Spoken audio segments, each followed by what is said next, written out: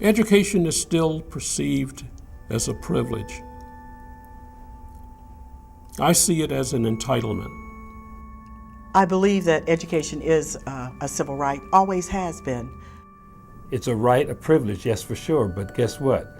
It's what makes you who you are. The Education as a Civil Rights Initiative is a call for action. As educators, when we get students into class, we have to continually promote the fact that, look, the education is your right, but at the same time, we have to push, more importantly, the responsibility that comes along with this right.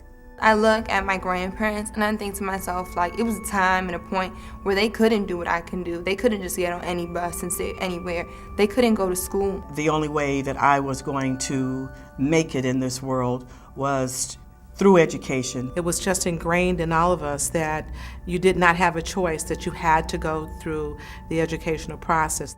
Individuals fought for every child, no matter what ethnicity, to have the opportunity to receive a free and public education. My generation, we don't have any struggles. We're fighting each other. We're not fighting for a greater cause. We're not fighting with each other for a greater cause. We're fighting against each other.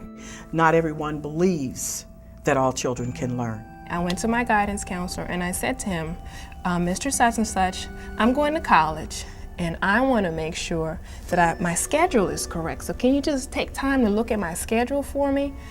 And he said, well, you're in and you need to take, we had a vocational department within the building. So you need to go down to the vocational school and decide what training you're going to use, because ends don't go to college. And I'm going to use the word Negro, but that's not how he said it. And the first reaction was shock and disbelief. But then the final reaction was just disappointment.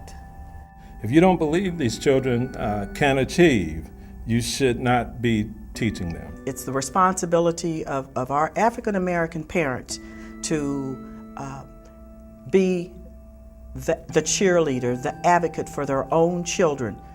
Unfortunately, I think some of my current students don't have that mother who's doing it or the father who's doing it, so we have to find someone else to do it.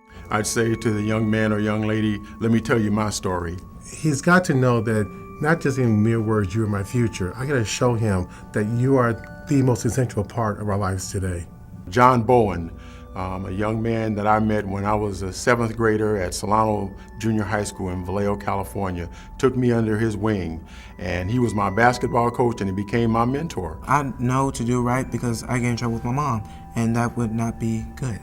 And you can't tell me about, being a single parent, because at the end of the day, he doesn't care.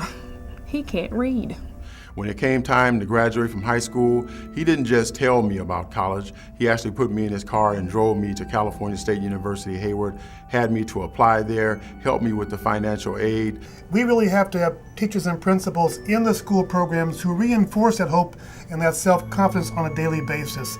We have to really get students to understand that there's a world out there that they need to be a part of. You have to set the standards for those educators within that school building to make those children aspire to something great. It all boils down to hope, having high expectations for kids, giving them support that they need to make it happen, and following through, making people accountable. I'm just looking to do social work and affect lives and change things and change the world, I guess. And education cannot be just a privilege. It has to be a civil right.